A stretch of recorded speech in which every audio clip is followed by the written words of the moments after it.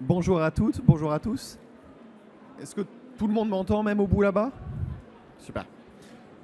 Je suis ravi d'être avec vous pour ces 20 minutes et content d'avoir autant de monde sur l'heure du repas. C'est une agréable surprise.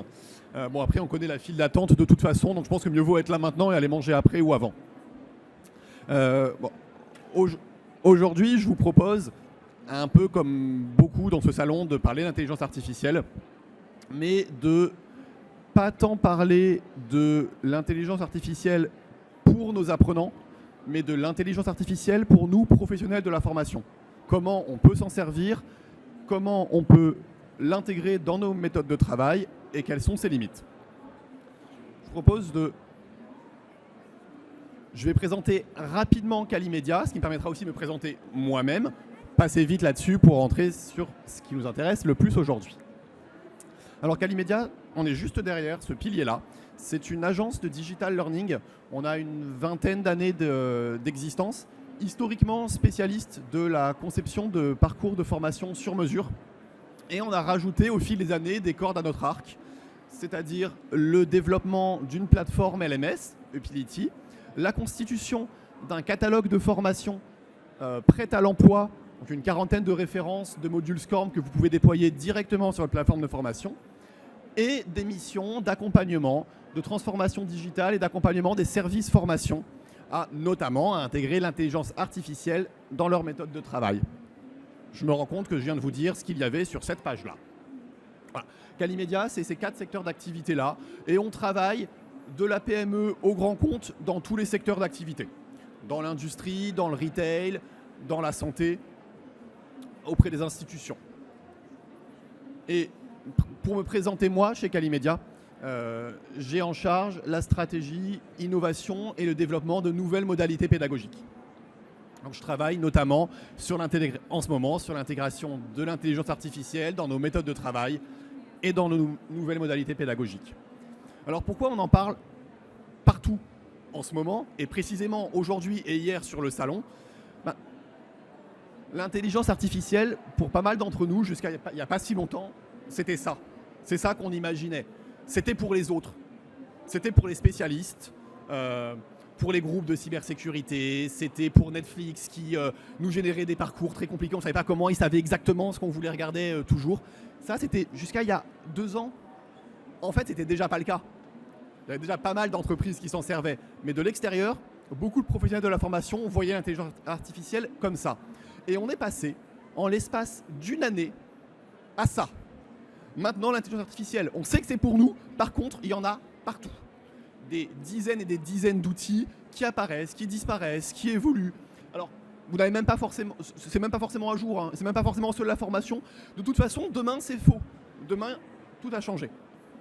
Et c'est pour ça qu'aujourd'hui, je ne vais pas vous parler d'outils. Parce que les outils, de toute façon, demain, c'est plus les mêmes. On va plutôt réfléchir aux pratiques. En tant que professionnel de la formation, l'intelligence artificielle, comment on peut s'en servir?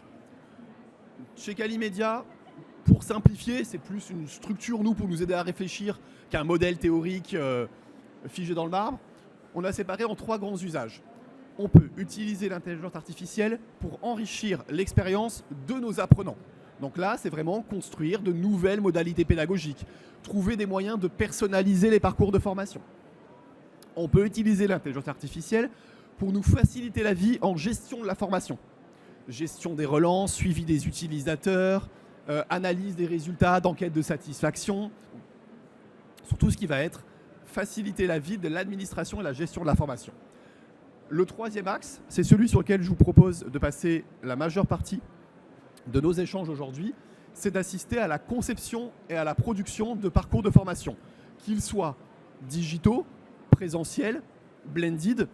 Le principe pédagogique derrière est le même, donc on peut utiliser l'intelligence artificielle plus ou moins de la même façon pour ces différentes modalités. Et c'est là-dessus qu'on va se focaliser aujourd'hui.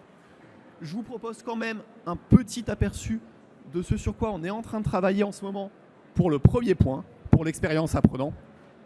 On est en train de travailler sur la réalisation d'un chatbot dans lequel ChatGPT, en l'occurrence pour l'instant ChatGPT, on reviendra tout à l'heure sur les limites et les risques auxquels ça nous expose, mais pour l'instant, pour la phase de test, ChatGPT joue le rôle d'un collaborateur qui est en situation de difficulté, en situation de stress, qui va échanger avec son manager. Moi, apprenant, je joue le manager et je dois réussir à amener mon collaborateur à exprimer ce qu'il ressent pour comprendre le problème et proposer des solutions.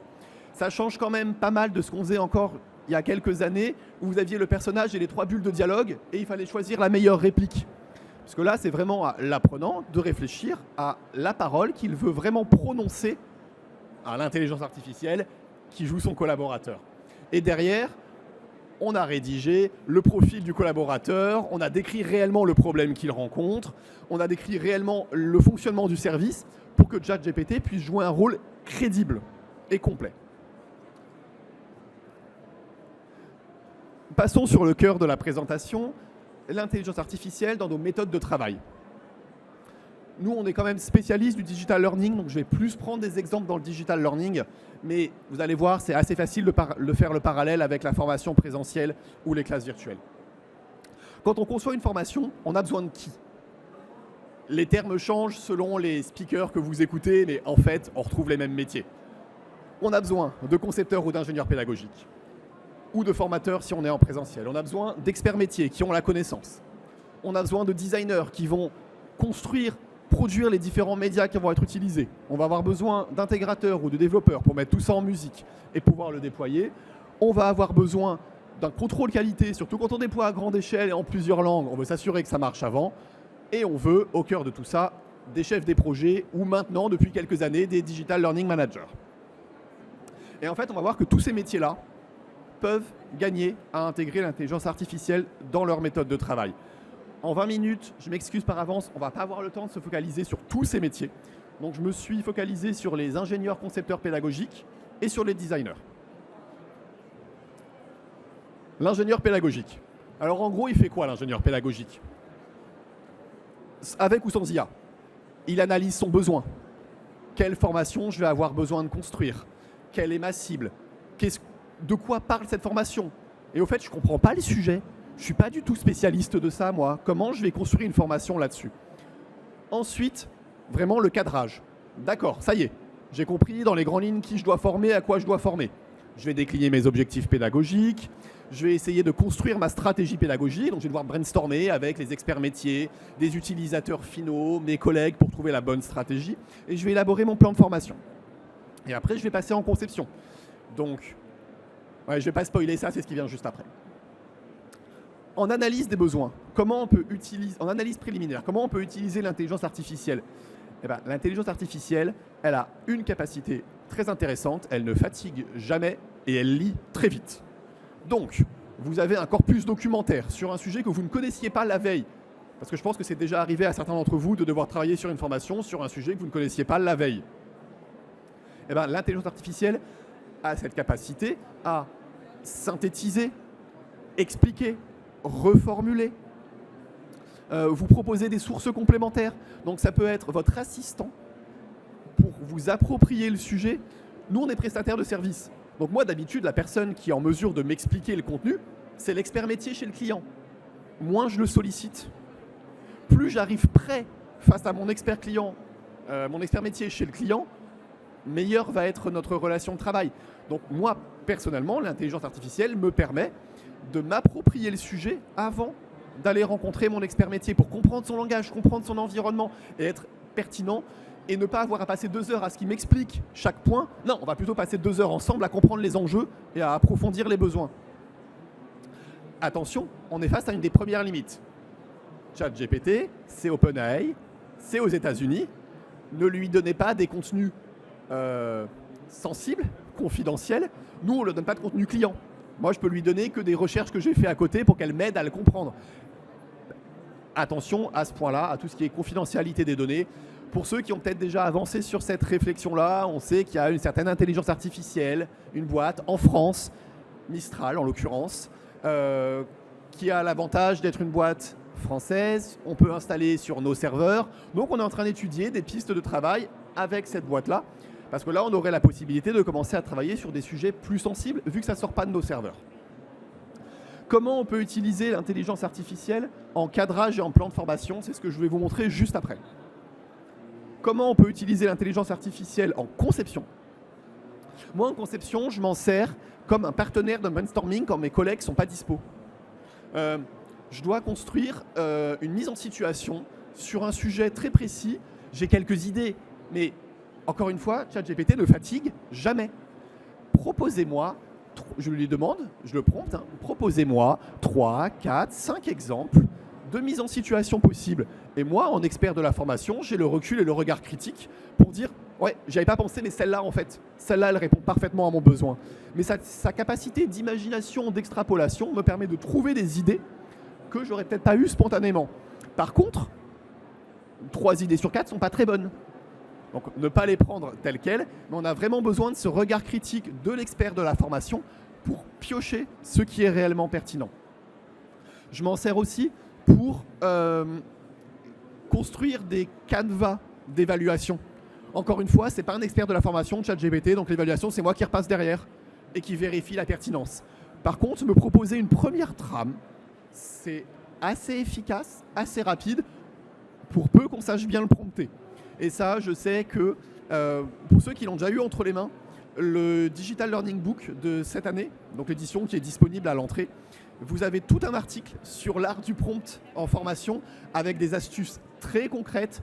Donc là, en 20 minutes, je ne vais pas pouvoir toutes vous les transmettre, mais n'hésitez pas vraiment à aller lire l'article, il est très bien fichu. Et vous avez plein de conseils sur comment prompter ChatGPT pour en tirer le maximum. Et je m'en sers aussi, quand on le pousse un peu, il a un œil critique. Par contre, il faut lui dire. Donc je peux lui proposer mon plan de formation, je peux lui proposer mon évaluation et lui dire qu'est-ce que tu améliorerais, qu'est-ce que tu vois qui manque, en lui donnant quand même le contexte. Maintenant, je vous propose un exemple précis dans le cadre d'un cadrage, l'élaboration d'un plan de formation. Je lui ai pris un cas très très simple. Je lui ai dit ChatGPT, s'il te plaît, j'ai besoin du plan d'un module e-learning construit avec Storyline, 20 minutes, sensibilisation à la loi Sapin 2 et à la lutte contre la corruption pour tous les collaborateurs d'un grand groupe dans la logistique. Mais bon, c'est une demande assez classique. La loi Sapin 2, il y a des millions de ressources sur Internet. Il va y arriver. Alors, est-ce qu'il y arrive? Oui. J'ai un plan. Il m'a sorti, alors j'ai épuré un petit peu, il était même plus détaillé que ça, hein. Je l'ai épuré pour pouvoir vous le présenter, mais j'ai globalement une structure de module. J'ai une introduction, j'ai le contexte, il se focalise sur les spécificités de la logistique, des petites mises en situation, une petite conclusion, et j'ai coupé le quiz parce que ça ne rentrait pas sur ma slide, mais il avait très bien pensé quand même à mettre une évaluation à la fin. Donc, est-ce qu'il arrive, ChatGPT, avec une explication si réduite, à me proposer un plan de formation? Oui. Est-ce que ce plan de formation est bon? Bah, bof, quoi. Si on le regarde rapidement, introduction 2 minutes, contexte 3 minutes, principe clé 4 minutes, ça fait 10 minutes. J'ai un module de 20 minutes, pendant 10 minutes, j'ai rien de concret. Mon apprenant en tout public, là, il a passé 10 minutes à entendre une intro et une description de la loi. Il est parti, on l'a perdu déjà. Donc de loin, quelqu'un qui n'a pas ce regard critique, vous dit, bien sûr, ChatGPT, hop, j'ai un sommaire, c'est parti, j'ai optimisé mes process de travail, je vais pouvoir faire des plans de formation. Ça marche en présentiel aussi, hein. Là, je l'ai fait sur un module, mais vous faites en présentiel, il vous fait la même chose. Ça a l'air de fonctionner, mettez ça entre les mains d'un apprenant, ça ne fonctionne plus. Alors, qu'est-ce que j'ai fait? Je l'ai reprompté. Je lui ai dit, ok, on va améliorer ça. Mais c'est moi qui lui ai dit, est-ce que tu pourrais améliorer un peu le début? Je trouve que c'est un peu lent avant de rentrer sur la pratique. Qu'est-ce qu'il m'a fait? Il m'a fait ça. Il a changé l'introduction, il a mis une mise en pratique. Voilà, c'est ce que je lui ai demandé. Donc on voit déjà que, encore une fois, je l'ai simplifié. En réalité, il a amélioré un petit peu plus que ça. Parce que je lui ai expressément dit ce que je voulais qu'il améliore. Donc ChatGPT, entre les mains d'un professionnel de la formation qui est capable de voir ce qu'il faut améliorer et de lui dire, on peut construire des parcours de formation plus rapidement que si je l'avais fait tout seul. Donc ça, c'est quelque chose que je pense que tout le monde dans l'Assemblée est capable de faire. C'est-à-dire d'avoir ce recul et ce regard critique pour améliorer ce que l'intelligence artificielle vous propose. Troisième exemple, cette fois, c'est dès le prompt où je lui ai donné une dizaine d'astuces. Mais une dizaine d'astuces tirées de mon expérience. Donc c'est moi qui lui ai dit, attention, pense à glisser au fil de l'eau des moments où tu viens vérifier les acquis. Attention, mets du concret dès le début. Attention, mets de l'interactif tout le temps. Attention, parle à la personne, demande-lui qu'est-ce que ça va changer dans son quotidien et qu'est-ce qu'elle s'engage à faire. En fait, je lui ai dit ce que je voulais, mais je lui ai dit en tant que professionnel de la formation. Et on avance. On commence à avoir un parcours qui est gamifié, immersif, interactif. Et je pense que si j'avais continué à itérer et à améliorer ça, j'aurais fini par avoir un plan d'un module d'une 20aine de minutes de sensibilisation plutôt pertinent. Mais on voit déjà le chemin entre celui-là, où pendant 10 minutes, on s'ennuie à mourir devant des écrans sur la loi, à celui-ci, où on commence directement par une mise en situation, on a un petit quiz pour vérifier si on a compris, on a une séquence gamifiée, et à la fin, on me demande, moi, utilisateur, qu'est-ce que je m'engage à faire. Donc on commence à intégrer des réels principes pédagogiques. Ça, c'était pour vous proposer un petit exemple vu du concepteur pédagogique. Maintenant, je vous propose de basculer sur le deuxième métier, les designers. Donc on va parler médias maintenant. Pour les personnes qui créent des médias aussi, c'est une révolution. Et pour les personnes qui créent des médias, comme pour les concepteurs pédagogiques, ça fait peur. Est-ce que l'IA va me remplacer ? Est-ce que Midjourney, qui est quand même capable de faire des illustrations de très très bonne qualité, va me remplacer ? Comme le concepteur pédagogique, nous chez Calimedia, et je pense que c'est partagé avec beaucoup des personnes ici présentes, la réponse est clairement non. Non, va nous assister, va nous faire gagner du temps, va nous permettre de nous concentrer sur les parties sur lesquelles on a plus de valeur ajoutée, nous remplacer, en tout cas pas encore. On en reparle dans quelques années, aujourd'hui pas encore. Pour un designer, c'est un très fort boost de créativité. Vous pouvez tester des choses très rapidement avec l'intelligence artificielle. Donc, je suis en train de travailler sur la charte graphique pour un client. Je suis en train de construire un univers immersif. Il me faut des décors. Nous, on a proposé à un client un univers où on avait besoin de pirates. On avait besoin d'un navire pirate, d'une mer, d'îles, de personnages. On dit, mais quel style on teste ? Quel est le meilleur ? Qu'est-ce qui va mieux le rendre ? On en a produit quelques-uns rapidement. On les a montrés à nos clients. On a échangé. Par contre, celui qu'on a sélectionné, c'est notre illustrateur qui l'a retravaillé. Ça nous a permis d'élargir les possibilités que l'on propose, pas de remplacer le travail de l'illustrateur. Sur de la productivité, évidemment, on peut aussi s'en servir pour gagner du temps, à la condition, et c'est l'exemple que je vais vous montrer juste après, d'avoir au minimum la capacité de retoucher l'illustration. Parce que celui qui arrive à avoir une illustration sur Midjourney, pas une illustration illustrative pour faire joli, mais une illustration qu'on va utiliser pour une activité pédagogique. Donc où il y a des éléments précis placés à certains endroits. Par exemple, j'ai un décor avec des risques. Dans mon décor, il faut que j'identifie les 5 zones à risque. Celui qui arrive à faire ça avec Midjourney, avec les 7 zones à risque clairement identifiables, chapeau, hein. Nous on n'a pas réussi. Par contre, lui faire le décor et après aller rajouter les zones à la main, ça, parfait. Le troisième axe, c'est la polyvalence. On a la possibilité, en exploitant la richesse des outils, de proposer des médias qui avant étaient peut-être trop onéreux, trop complexes en termes de logistique. On l'a vu, la possibilité de générer, de cloner une voix ou de cloner un visage pour construire des fausses interviews. Moi, j'ai déjà eu le cas d'une cliente qui me disait mais moi, je suis l'expert métier, je veux bien être filmé, mais moi, je ne parle pas anglais. Et mon module, il est à l'international. Maintenant, on a des intelligences artificielles capables de cloner la voix, de traduire le texte et de parler dans une autre langue. Donc, encore une fois, on ne remplace pas le travail du concepteur pédagogique qui s'est dit « Je pense que placer un interview à cet endroit-là, pour telle raison, c'est une bonne idée ». Par contre, on décuple les possibilités, on renforce l'accessibilité de nos parcours de formation, on peut plus facilement les déployer à l'international, on peut plus facilement produire différents types de médias. Mais là, par contre, on se rend compte que l'expertise qui reste majeure et irremplaçable, c'est la capacité à construire une expérience utilisateur cohérente. Parce que sinon, le risque est de partir dans tous les sens. J'ai construit un super décor immersif, mais j'ai aussi, vu que je peux le faire, je ne vais pas m'en priver, j'ai aussi une série de vidéos. Oh, et puis, j'ai traduit dans toutes les langues le pitch de telle personne. Ouais, mais ça part dans tous les sens, l'utilisateur ne s'y retrouve pas. Donc avoir une réelle réflexion sur l'expérience utilisateur, l'UI et l'UX design, c'est une compétence irremplaçable aujourd'hui. Et ça, c'est une compétence que l'intelligence artificielle n'a pas aujourd'hui. Quelques exemples plus sur l'axe graphique de ce qu'on est en train de faire aujourd'hui.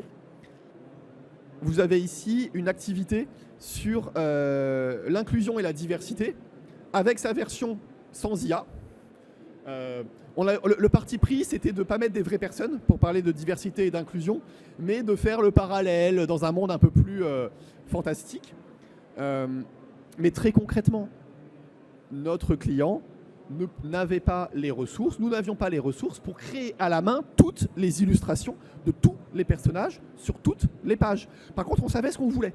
On savait quel personnage on voulait, on savait pourquoi on les voulait. On a travaillé avec l'intelligence artificielle pour produire les illustrations. Par contre, chez Calimedia, qui est le profil qui a prompté pour avoir les illustrations? C'est notre illustrateur.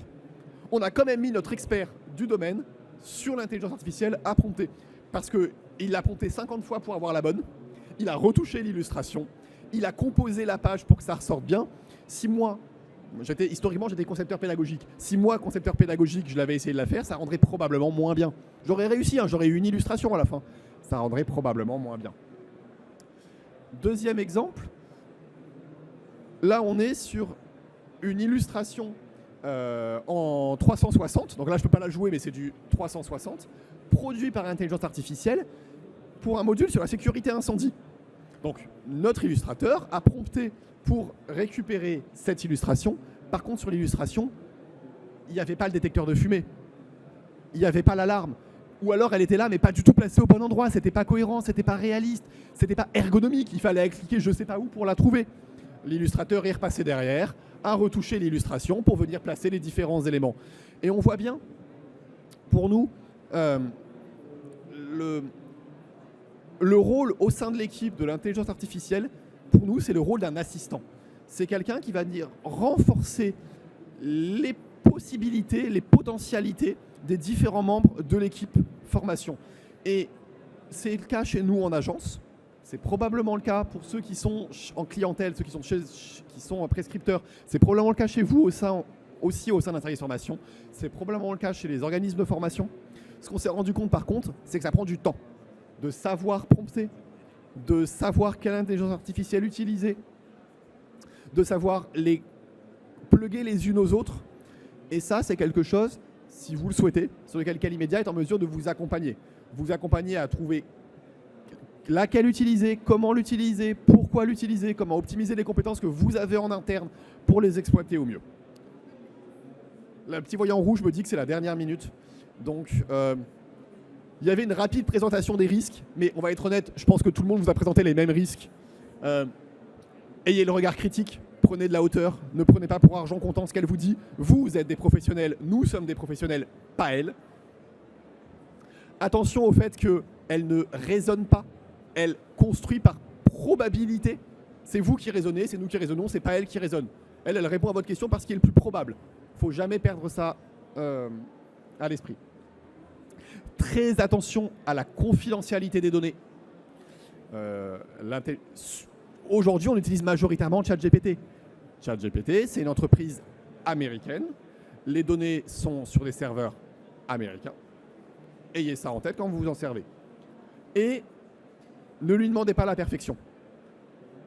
Nous, humains, on ne l'a jamais trouvé. Elle non plus. Ensemble, on peut trouver des synergies. Nous, humains, et LIA, on peut trouver quelque chose. N'attendez jamais qu'elle vous sorte quelque chose de parfait.